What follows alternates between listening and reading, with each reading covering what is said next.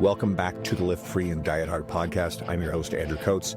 Join me along with industry leaders and friends on a quest to get more people through the gym door and eating and living healthier. Join me where evidence meets empathy while rejecting fitness industry fads and extremism. Let's begin. Oh, it's been way too long. My Newfie brother, Jordan Shallow, it's great to have you back. Even Pleasure, though, like, always. I think you were born there and like still in the cradle and then moved to Windsor, Ontario, right? Pretty much. Yeah, I mean, man, I had my passport stamped, or I guess I'm a passport because it's within the country, but I would spend, I spent the first couple of years there, and then I was back and forth. I'd probably do half my year in Newfoundland by the time all told. So yeah, Newfoundland's got my heart. It's actually the only piece of property that I have to my name is still in Newfoundland. Right. I heard you talk about that on RXD Radio, which, you're the co-founder of that. I'll give you more of an intro, but I think in Newfoundland, I don't feel like I'm in the same rarefied air, but our good friend, Frank McGrath, he's a very close old friend of mine. I'm going to try to get him on the podcast. And then Jeff Nippert is also an original Newfie as well. So, yeah, odd that, I mean, three people of varying significance come from such a remote part of the world. Most people don't even know where it is on a map. It's like the number of well-known Newfoundland NHL hockey players. Not a lot when you think about it. Terry, wow, what's his name? Terry Ryan. He's actually a very close old friend of mine. I'm going to get him on the podcast at some point. Terry's hysterically. He's on the show Shoresy. He's wild, man, dude. He's wild. He is what, like, he is. If you obviously Jeff and Frank, you, myself, like, fitness and Newfoundland are almost antithetical, right? Like, it's almost like something that people, Morgan McDonald, also you could throw in that category as well. But it's like it's bodybuilding and fitness is almost antithetical to the spirit of sitting down and drinking, telling stories, and playing instruments. Like, it's just. I think for a very long time, Newfoundland had the highest obesity rate in Canada. I don't know if it still holds that distinction. You're nodding yes, so I'll trust you. Proper ding by yes. All right, a little bit more about you. So that you're the co-founder of Prescript. I've got my level 1 manual that you wrote right here. I love this course. It's phenomenal. It is the biomechanics and training anatomy thing, and you are the leading expert in that field. You are a world traveler. You train elite pro athletes, all sports, and other people that don't go on your social media. If anybody wants to go listen to some of these stories, RXD Radio, I listen to it. It's a great time. And you spoke at my conference back in 2023 here at Edmonton. Thank you for that. Okay, let's get you wound up because I love your irascible wit about things. What's going on with this social media battle between, quote, science-based creators and, you know what? I don't even know if I want to even call them coaches, okay? And then traditional evidence-based, hard training advocates. This episode is brought to you by Renaissance Periodization and the RP Hypertrophy app. RP is the industry leader in muscle building, coaching, and education. This app is like having a coach in your pocket. It gives you everything you need, including training programs, form videos. It gives you all your sets, reps, and weights, so you just show up and follow the plan. It adjusts each week based off your progress. And the app was created by Dr. Mike Isertel, Nick Shaw, and the team at RP, who I've known for many years. And the entire team are incredible people who've always been supportive and generous with me, so I know their character and are easy to endorse. My library contains several RP books, and I've used RP training principles in my workouts and coaching with my clients for many years, long before the explosion in popularity of their YouTube channel, which is worth checking out. RP is the first sponsor I felt remotely comfortable endorsing after over 7 years of podcasting. And if hiring a one-on-one coach isn't for you, using the RP Hypertrophy app is the next best thing to maximize your gains and take the guesswork out of your program. And there's a 30-day money-back guarantee, so you can try it risk-free. If you don't like it, they'll give you your money back.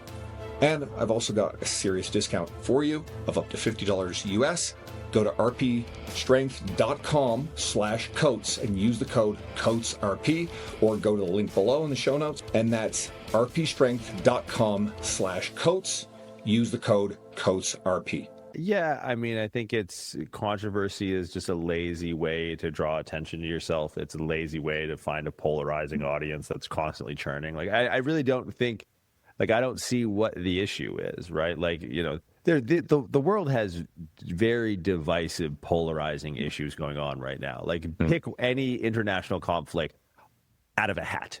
And that's like, those are people that feel very passionately about different stances on ways of thinking and ways of being.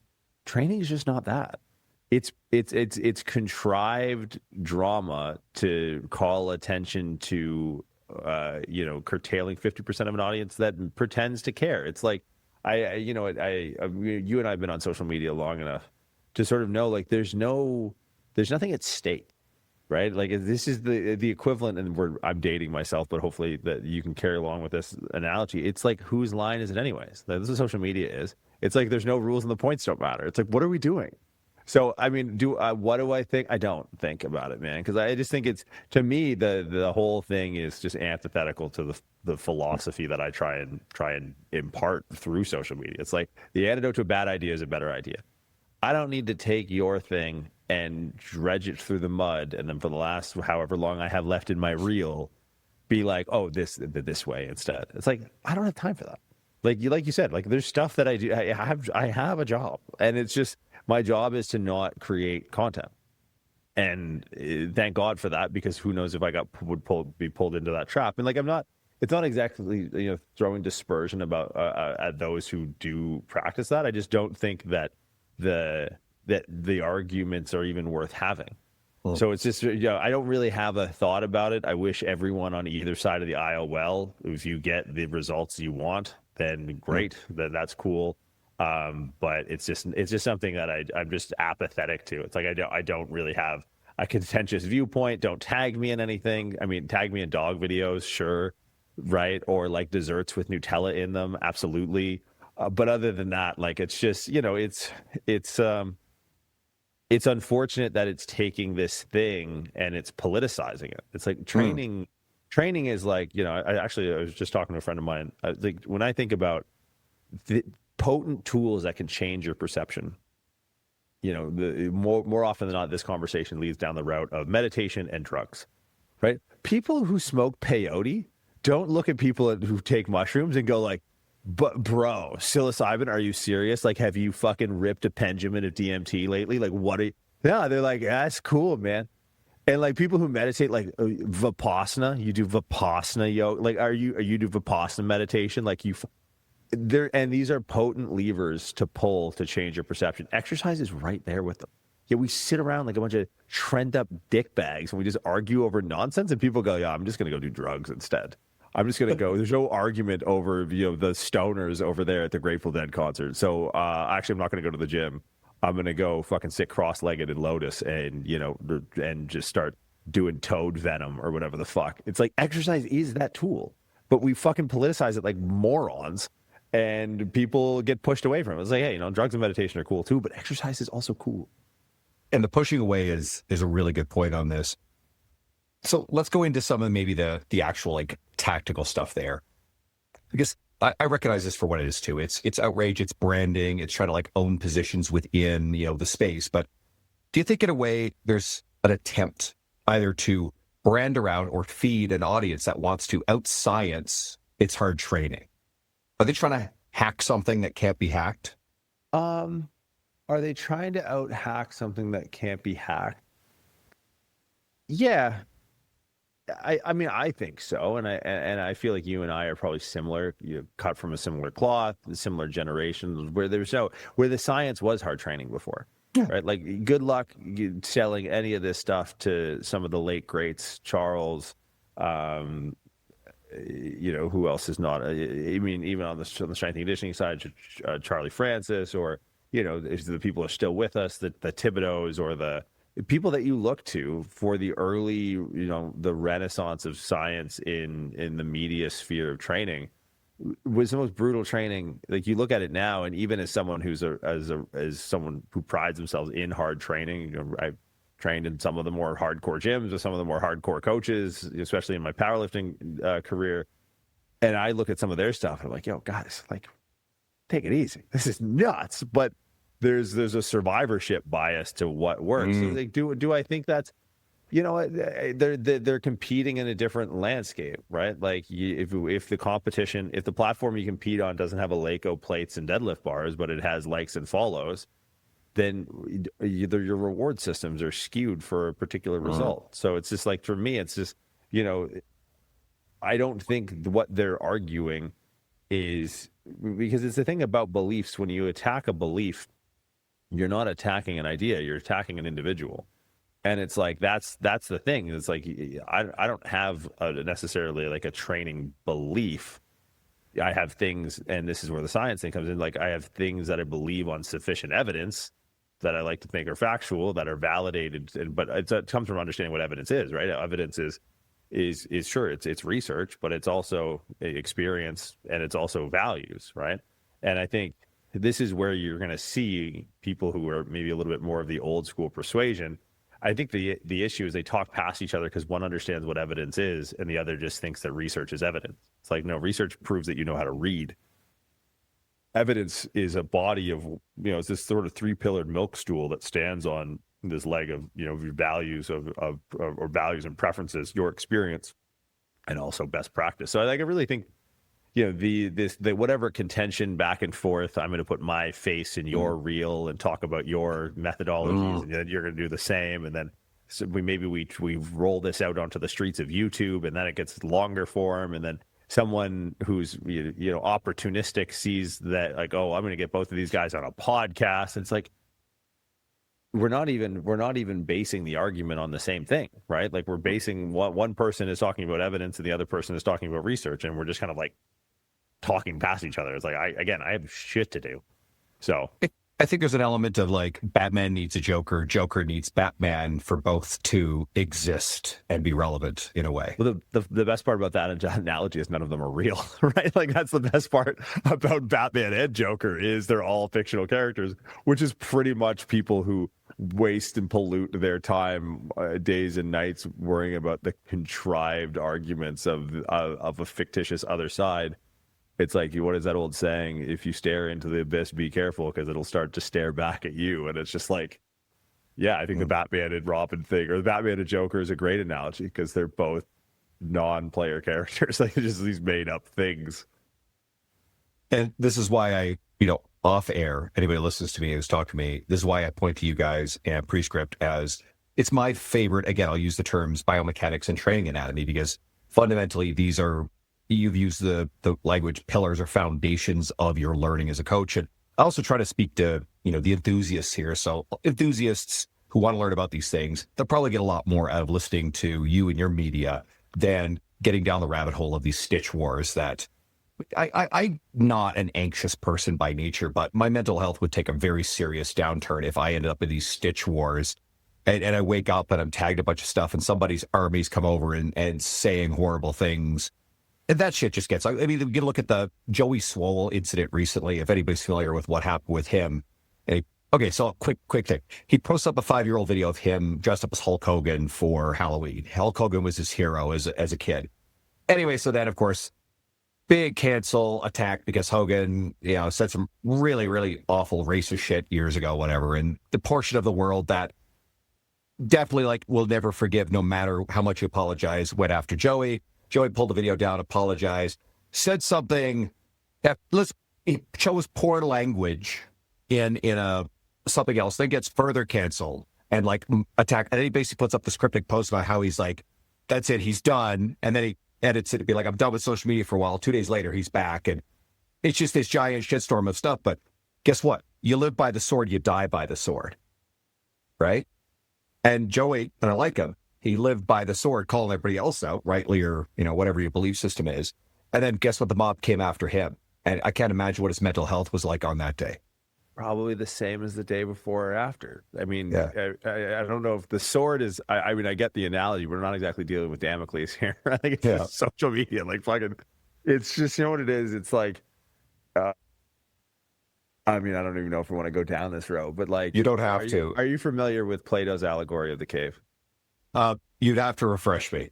So, it's sort of like it's a mainstay of Western philosophy where it's this representation of reality where he talks about, slaves that were born in a cave that they only see shadows from a fire burning behind them on this wall and they think that's reality. And then they turn around and break free and they see the fire and then they realize, well, that's not actually the source of truth. And then so it's all a representation. But it's like this day and age, it's like not even Plato's allegory of the cave. It's Plato's allegory of the screen share. Imagine we went on a screen share. We just had this infinite regress into screen sharing us, screen sharing us, and screen sharing us. It's just people just there's so much, there's an overrepresentation that just pulls the meaning out of everything.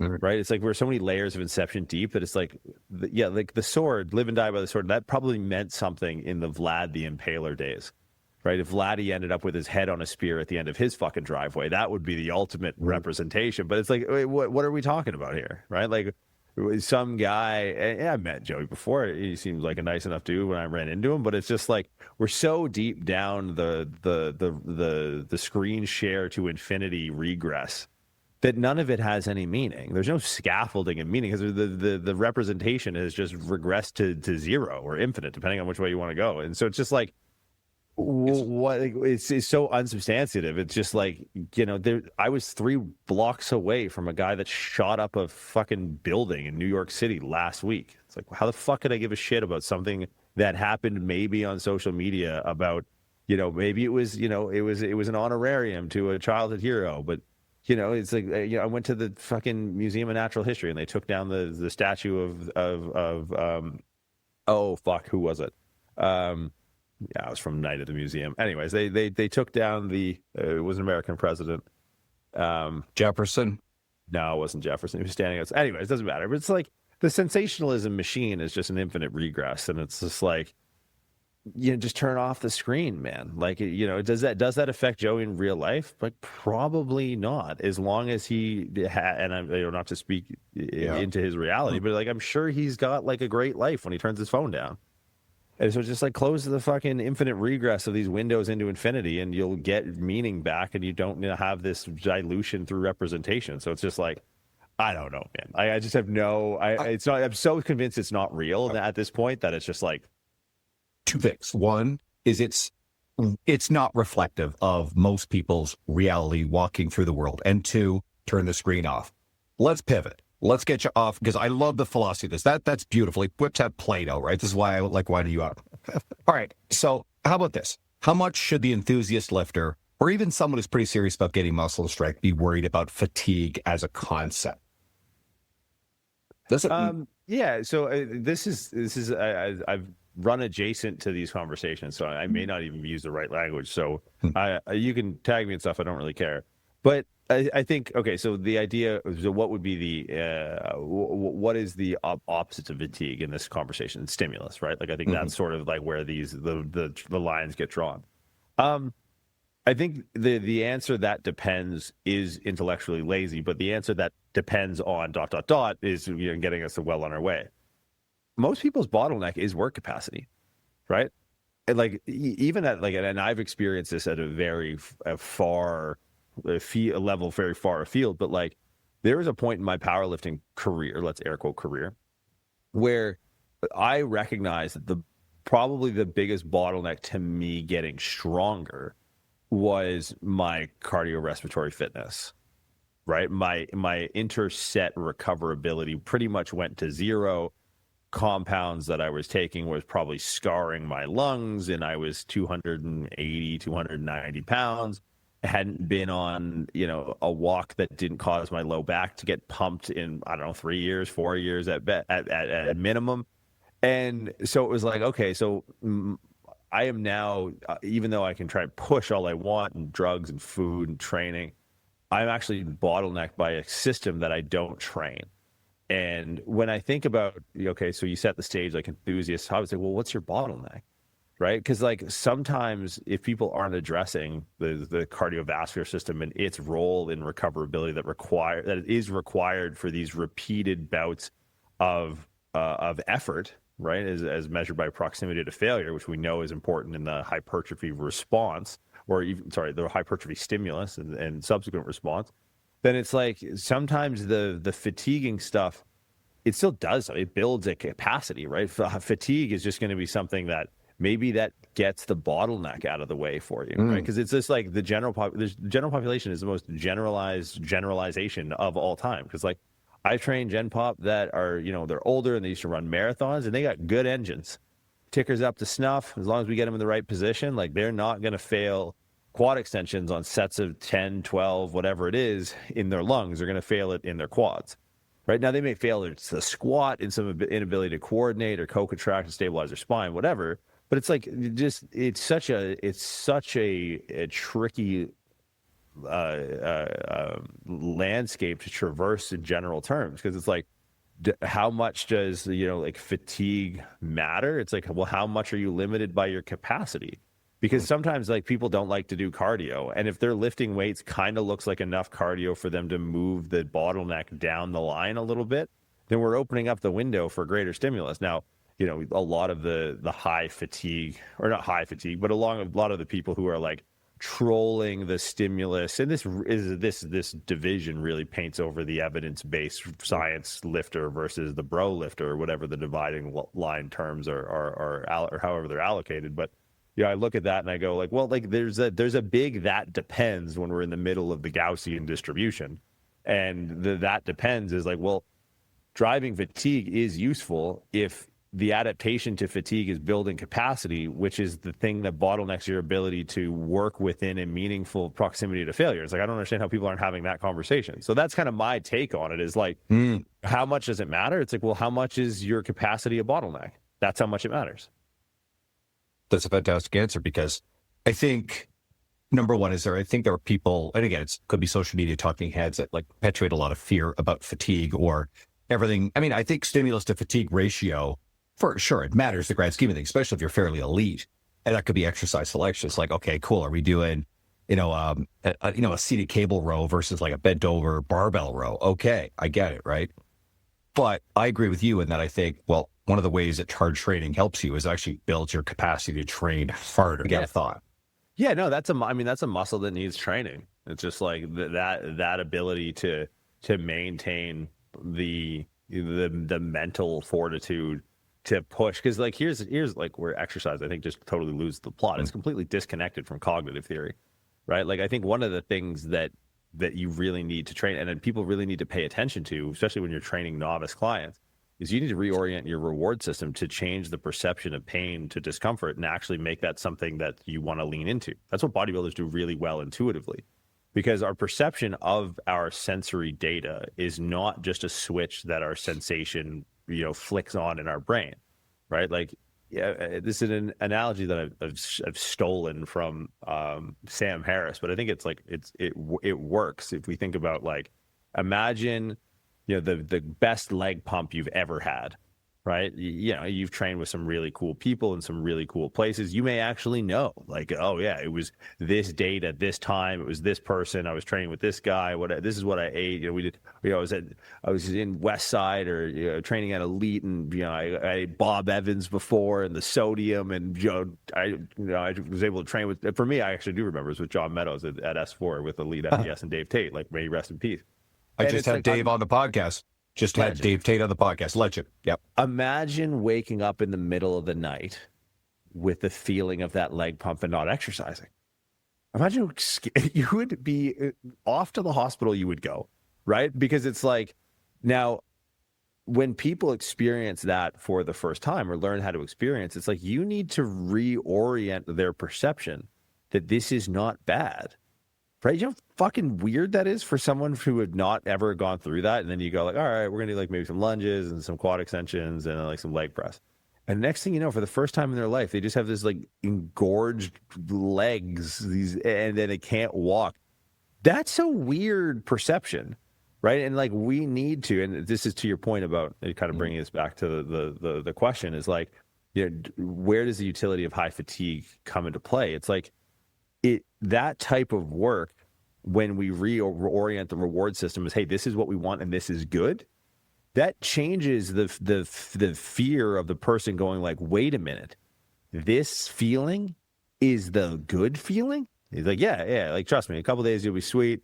And then when you learn to reorient your perception around your reward system, that is so crucial moving forward. Because like think of low back pain, for example, and I'm going to go off on a bit of a tangent because I think it's a really, really good question. And I think when we have to think a little bit outside of the 800 pixel by 800 pixel machine that dictates the way we think about social, or the way we think about training, i.e. social media, it's like when I teach people how to deadlift, I work one-on-one with clients. It's not a very outward facing part of my job, especially in the last couple of years. It's very private, and these people are more or less anonymous to the rest of the world. But I teach a lot of people how to deadlift. And it's part of a progression and meeting them where they're at, and we're using different variants to get to that position where they can.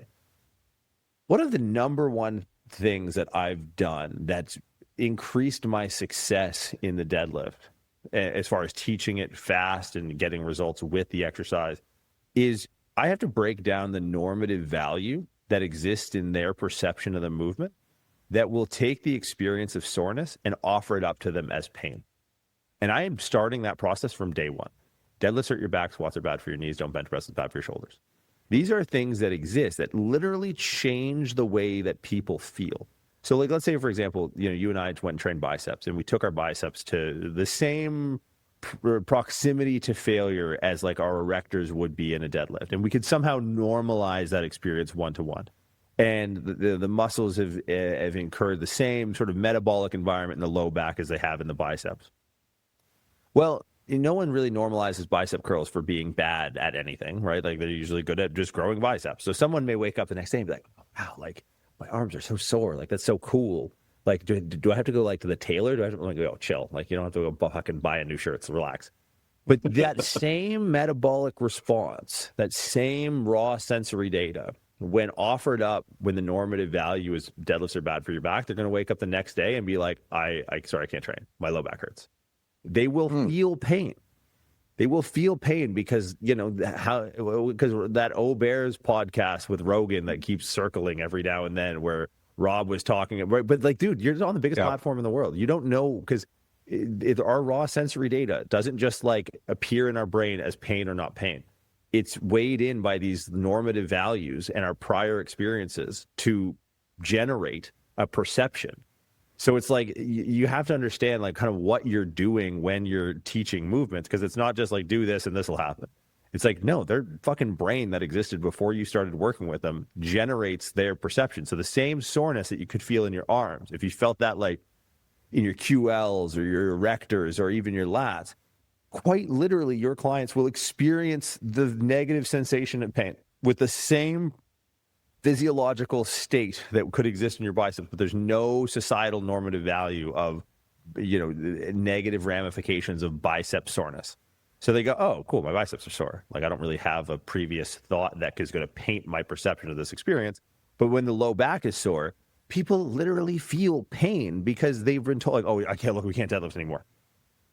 It's like, dude, chill. So again, we're going to bring this full circle for the last time, I promise, and we'll teeter off this point. But the fatigue and the work capacity stuff and teaching how to work hard is teaching them, hey, look, when you push to this point, this is where you need to be. Now, does this exercise, is that directly one-to-one to stimulus? No, but is that still a vehicle that we need to attach a positive outcome to? Yes. Because we need to change people's perception around the sensations that are associated with exercise. Because most people think if I woke up in the middle of the night and felt this, I would go to the fucking hospital. And it can be hard to embody that perception for someone, we've been training for 20, 30 years, like however long we've been lifting weights for. And we don't know what it's like to not have that reward system. We don't know what it's like to, like, dude, I go to the gym and I train something that like feels good, no pain, like, good pump, moving some weight. I'm the happiest of it, but I've trained for 20 years. I've trained that experience to be positive, rewarding. But again, middle of the night, someone who's never felt that before, they're going to the hospital. So it's like we're presenting them this thing that if in isolation and uncoached and unattached to a positive reward would send them to the emergency room out of fear of their own health and well-being. And we now need to teach them like, hey, this is the goal and this is good. And we want to aim for this. So I think there is something to be said from like a broader coaching perspective about, hey, to fatigue stimulus, what are we doing here? Right? There's a layer of perception that flies well over this because we train human beings that listen to podcasts that tell people insane things about movement, or they have previous experience in maybe hurting their back deadlifting before, or at least experiencing pain. We got to start thinking a little bit more complex than just like reps and sets and fatigue. It's like, this is actually, it seems smart. Like it seems like an intellectual debate to have, but it's actually like so missing the forest for the trees when you do this for a living that it's just like, it's almost laughably trivial. It's creating psychological safety for the people that are coming in the door. And I'm a big believer in that. And setting it, short way of saying it, it's creating realistic expectations for what they are going to experience. Yeah. It's. I mean, for me, like the reward system thing is so potent because the goal. I know you've had clients for a long time because it's like the goal of training is to equip people with the skills to not want to train without or to be able to train without you, but to provide such an experience that they're never going to want to, right? So I think in the goal of in pursuit of that first goal, it's like I need to as fast as possible reorient your perception of this sensory information and orient that to success, right? Rather than this discomfort getting oriented as pain, because people will feel pain. But, you and I don't feel pain when we lift, right? We feel progress. We feel that like, oh, this discomfort has been over the course of years and validated by, conversations we've had with other people who lift for the goals that we have. This is the reward, right? Like walking on hot coals would be really painful. But if you're doing it in some sort of like a pursuit of spirituality, it becomes, oh, this is the thing that is actually activating the end result. It's not pain anymore, right? And that's really what you need to do with exercise, because you don't understand, like, and you having a Gen Pop training background and obviously others, but like, in training general population, which is the meat of the people on the bell curve with the money who are going to give it to you to have a career, at least in your early days. And, if it's something that you enjoy, and you should enjoy because it's profound to work with that population, it's like, you need to understand they haven't gone through that walk on the coals yet. They don't understand that burn, to generate a pun, is the thing that's going to, promote their maturity and their growth or whatever it is. So it's like, you need to be the one that uploads that psychological disposition of, look, when you feel this burn, this is the thing that we're going for. Right? You take some tourist off the street, bring them to the Amazon, and be like, yeah, just walk across those hot coals. Like, fuck, my feet hurt. Right? Well, they don't understand the meaning of it, right? It's in this tribe. This is like a Amazonian bar mitzvah, and it's like, so when you watch these kids stoically walk across the coals, it's like, oh, this is them walking into adulthood, or like whatever. It means something different. The raw sensory data is the same. So you just need to change what their experience means and how they perceive it. Like, that is, if you're not doing that, like, what are we arguing about? Fatigue, stimulus. Like, you're sitting around to borrow from a mutual friend of ours, the Stan Efforting. You're stepping over $100 bills to pick up quarters. I think it's such a dumb argument. Anybody wants to listen to Stan? Stan was on recently. Brilliant. Just a great dude. All right. Any thoughts on something practical, surface level maybe, about load management and injury risk? Are there any smart practices you tend to do, big rock stuff there, idioms that you could distill down?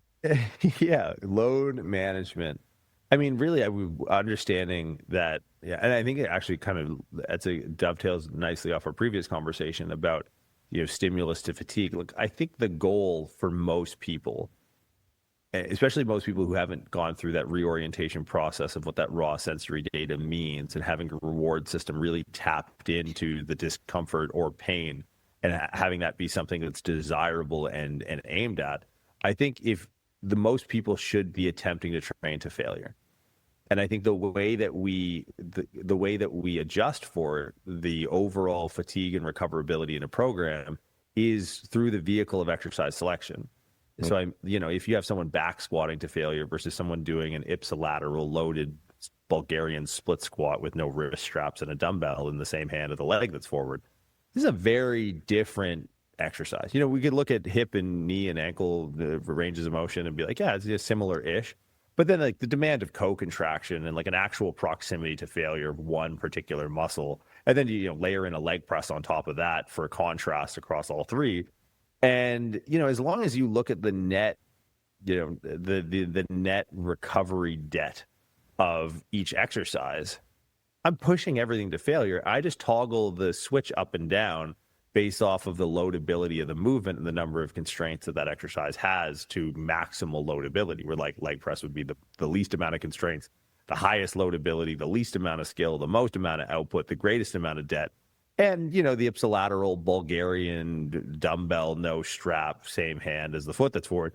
So many constraints, right? It's all kind of hip extension. It's all kind of knee extension.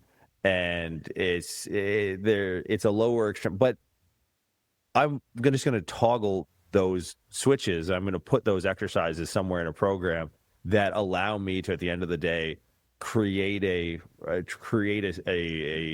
stimulus investment that I can recoup, right? And that I'm not going to push myself over. If I go hack squat, leg press, safety squat bar, heels elevated, Hatfield, it's like, and push all of those to failure, it's like, fuck, dude, right? You're quite literally cashing or writing a check your ass, glutes, adductors, quads can't cash. But if I take that same, you know, perceived intensity or proximity to failure and spread that out and go, okay, leg press, Bulgarian, B stance RDL, contralateral load, send all of that to failure. Now it's like, well, we've now invested in a way where we can recoup our investment and the interest, right? Like we've taken the same intent of training to failure, we've spread it across 3 different layers of constraints. And we've now ended up with a net stimulus that we can recover from. So I think exercise selection and fatigue or load management are the same thing, right? And I think at the highest level, I mean, other than training frequency, which would probably be like the meta, like, hey, just fucking train 1 less day a week or train 1 more day a week. Like that is such a needle mover. Like a training session should be something that you do not add in and out at, you know, haphazardly, right? This should be well thought out, because just the amount of recovery debt that you should be incurring with a training session is quite high, right? So I think one step removed from, you know, training frequency is exercise selection, is how loadable are the exercises that you're picking? Because I think everything should be subjectively redlined, but objectively, you can toggle and oscillate that recovery debt based off of the constraints of the exercise. So that's sort of like my high level on load management. Is like, look, you got it, because again, you need to teach people to push. You need them to reorient that reward system to training to something like failure. You need to learn the skill of failing, right? Like one of the things I talk about when we talk about like early athleticism or early athletic development is like, hey, look, everyone knows you put your fucking kid in gymnastics, right? One of the reasons is you teach them how to fall. That's a great skill to learn, right? And I think putting people in situations when they start their weight training and their motor learning sort of process is you want to teach them how to fail, right? Mm-hmm. I'm going to teach you how to fail at every single turn, at every single opportunity, because I'm going to teach you to be sensitive of your body's position. And as it starts to deviate and compensate to complete the task, I'm going to sort of license you the ability to call it at that. Because it's like, you know, when you're overpronate the foot in the split squat, or, you know, the heel starts to come up in the RDL or whatever it is. It's like, you need to be sensitive to these changes of position of your body.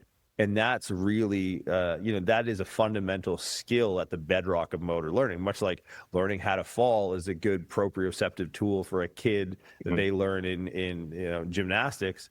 This is the learning how to fail is the weightlifting resistance training equivalent to that. I'll add a piece that I think is really relevant too, and that is the pace at which we scale the intensity. So as I understand the research, I dug in, did a presentation on this. If I remember correctly, if over the course of maybe like about a 4-week period of time or whatever, if you make something like a 50% jump from the average of the previous roughly 4 weeks, a 50% jump in, let's say, load intensity volume, then you're going to increase your injury risk. It's like the situation you described. We don't start there with that intensity. You are gradually building someone up from where they start to that level of intensity. And the incremental changes to the difficulty are probably comparatively small relative to a week over a week thing. What's going to get you into trouble is if you take someone who's really deconditioned, who wants to jump back fast, and you throw them, you know, pedals to the floor, red line, day 1, week 1. I think then you're getting into some risky stuff. But I also don't think that it's too often that we see people outside of maybe like a beginner client. We just probably should like dial it back a bit. I don't think there's a lot of situations where you're literally adding 50% load and intensity and volume within that narrow window.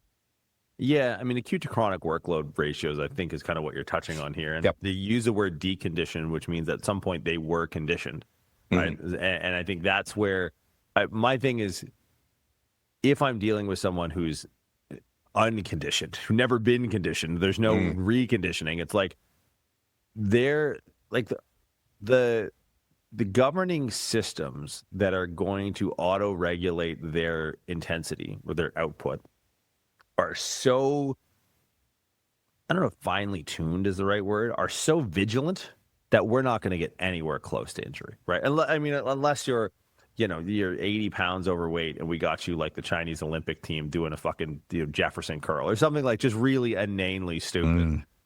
I think for most people, again, the constraint of the exercise selection and their training age are going to kind of culminate in a amount of stimulus that should be, somewhat predictable as far as their ability to recover. I mean, unless they're just like a meth head and they're going home and eating their fucking toenails or something like that. Like, it's just a matter of, because I think you're not going to have an apples to apples comparison of a 50% increase in volume or intensity if one subject is doing barbell deadlifts and the other is doing a cable B stance RDL. Right? Like you go send it, go ahead, right? But I think it's about understanding how to toggle up patterns and movement qualities through different constraints, so I can meet someone where they're at and still have them working to something akin to subjective failure, right? Because if I take someone who's unconditioned, never trained, and I'm teaching some sort of hinge, and I give them the cable B stance RDL, and I load that within their ability to practice the skill enough times to learn it, right? I'm not going to do that for a 4-rep max because it provides me very little opportunities to actually learn the skill. When I sit down and play chopsticks on a fucking keyboard, I don't just go and then fucking walk away, right? I want to be there and have enough repetition so I actually can kind of form a prior that I can call on to execute on the next bout without introducing enough fatigue that I'm learning bad skill. So it's like, again, I still kind of maintain that like your goal is to be able to introduce enough constraints where you can, put in quality effort at a meaningful volume enough to learn the exercise, but still run into something that looks like a bottleneck of execution that you could call failure.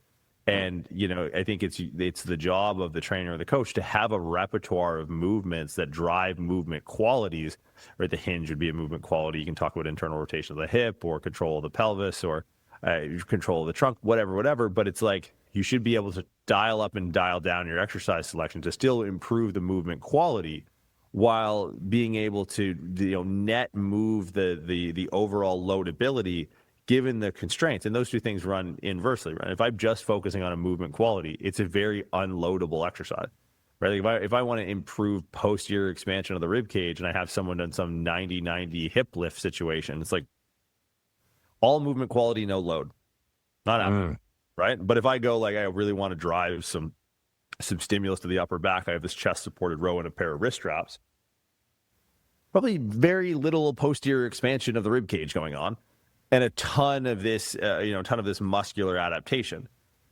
What exists? What are the exercises that exist between the chest-supported T-bar row with wrist straps and the 90-90 hip lift with a low or with a 90-degree reach?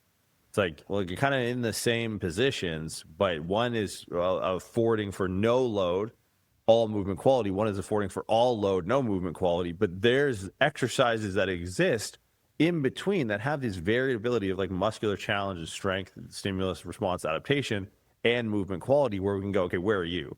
Where can we on this across this index of movements or across this gradient of movements go like, this variation is going to be a good mix of movement quality as a constraint and the ability for you to actually push to something that looks like failure in that movement and do it consistently, safely, because the movement quality will act as a constraint to overall loadability that allows you to do this safely and learn to how to do it to failure. And then we can take that quality and we just move it up through exercise selection. I don't know if any of that made sense. It does. And I think the coaches listening are going to be like, yep. And I think the enthusiasts are going to be like, okay, I'm going to go back and listen to that again. But this is you. And guess what? You don't filter or like dumb down the way that you communicate. That's actually one of your pillars and principles. And I enjoy that about you. And it's a great opportunity, again, to shout out Prescript, because if people are actually really serious about this, don't have to be a coach to even go do that stuff. You can learn a lot about your own training there. You look like you got something to add to that. Well, yeah, I mean, look, the human, I've sampled this a few times, but like Neil deGrasse Tyson had a quote about sort of like the cosmos. And he's like, the universe is under no obligation to make sense to you. The human body is the same thing. It's under no obligation to make sense to you. It's like, I hate this idea in the industry that's like, if you can't explain it to a 4-year-old, you can't explain it, you don't know it well enough. It's like, how are you? If I was flying, I travel a lot, you've kind of alluded to that. Mm-hmm. If I was on a plane and the pilot, wasn't feeling good, and he grabbed a 4-year-old from the back of the plane, it was like, hey, dog, it's a 737, not too difficult. I'm going to go take a shit. You got this? We scared out of our fucking minds. We're like, we're going down. But every single day when we deal with something, look, and I'm sure, Boeing probably poses a whole nother bag of issues, but it's neither here nor there. Every single day, there's some shot across the bow of someone who does this professionally and, is supposed to solve very complex problems quickly with movement. That, when you explain something, it's too complicated. It's like, would you accuse your pilot of being too complicated in the way that he lands a plane? No? Then, like, you just can't. That dog doesn't hunt, man. It's so lazy for people that just expect. Like, if we had like Lawrence Krauss on the podcast and we were talking to Lawrence about, the Planck's constant and space time not being fundamental, we'd be sitting there going, what the fuck? But we wouldn't anticipate this. We wouldn't be entitled to knowing, the depths of astrophysics because we never studied it. But just because people have a dick and a set of hands, they're like, I should know the human body. It's like, shut the fuck up. Like, what are you talking about? It's the human brain is one of the most complex things in the known universe. And everyone's like, oh, the bro doesn't know what he's talking about. It's like, you can't explain it to a 4-year-old. It's like, what type of fucking savant 4-year-old were you? You were eating fucking paint chips. Like, shut your fucking mouth. So annoying, dude. Thank you. Yeah, I refuse to, because look, I study this shit every single day. Like, dude, what's my desk right now? Like, the body movable. Like, this is what I'm thumbing through just for fun. It's like I've been studying this shit for what else do I fucking have here? Like, I don't know, like computational neuroscience. Like, I've read this book 7 times. I don't know what a single word means. But you expect a fucking 4-year-old, like, it's really frustrating. It's like, and there's, and you're one of them. We're trying to move this industry forward. Like, think, man, when we started, the stuff that we learned that was groundbreaking, that is commonplace now. Well, how did that happen? Someone took a risk and put it out there, and we were all like, yo, what? And now every Tom, Dick, and Harry personal trainer goes like, yeah, everyone knows that. It's like, take for granted that 15 years ago, Thibodeau, Francis, Tate, Meadows, whoever put that out, and everyone was like, holy shit. And it's like, yeah, we're still trying to do that. We've nowhere near arrived. Right. And it's just like, there's still just this accusation of like, oh, it's too complex. It's like, then fucking buy Bitcoin or whatever. Like, I don't fucking know. Like, get out of the fitness industry then. Nuts, dude. You make me think about how much things I've downloaded that I've actually had to unlearn across my entire career. And it's a staggering amount. And we tend to think that, oh, now we're a place in time. Well, we always knew that. It's revisionist history. It's like, oh, no, I always knew that. No, most of the people here, the enthusiasts, the coaches, you believe shit right now. We all believe shit right now that we'll find out 5 years from now. Okay, that actually is not really an accurate representation. So I like to retain an open mind instead of, having this tribal belief system around these beliefs are sacred. I like to actually just, again, keep that open mind, expose myself to people like yourself who are reading textbooks like that, because I'm not going to read that shit. It's never going to happen. And that way you're a good communicator at giving it to someone like me, and I can turn around and I can actually translate the next level. So there's a self-selection in this. Anybody who's listening who thinks that you're hysterical and intellectual, they're going to go follow you on Instagram at _muscle_doc.